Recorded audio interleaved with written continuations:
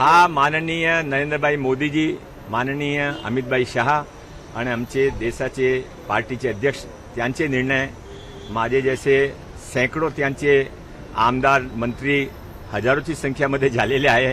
तो आम्ही काय निर्णय करू शकत नाही. जे काही निर्णय करतील त्यामध्ये एक सिपाहीचे नाते आमच्याकडे काही काम आलं तर आम्ही प्रामाणिकपणे करू. मी जे स्मारक समिती आहे त्यांचा सर्वप्रथम धन्यवाद करतो की त्याने हा स्मारक इथे उभा केला आणि ते दरवर्षी माझी विधानसभा आहे म्हणून ते मला बोलवता आणि आम्ही नगरसेवक आमदार सर्वजण इथे वार्ड ऑफिसर एएमसी सर्व इथे येतात.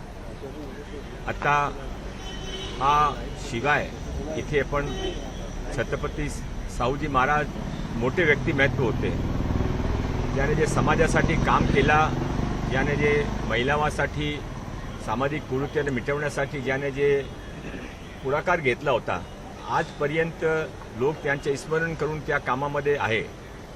आता या सर्कलवर हा बिल्डिंग इथे पुरे लॉज होती, पन्हाळा लॉज, तिथे छत्रपती शाहू महाराजांचे अंतिम दिवस गेले होते.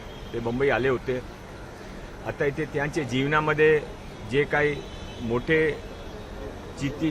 भीतीचित्र किंवा काय करायच्या ते आम्ही महानगरपालिकाचे अधिकारी, इथले रहिवासी आणि समितीचे लोक तिघेही एकत्र राहून नक्की करू. आज आम्ही हे पण नक्की केलं आहे की दर जयंतीला इथे मोठा कार्यक्रम करू.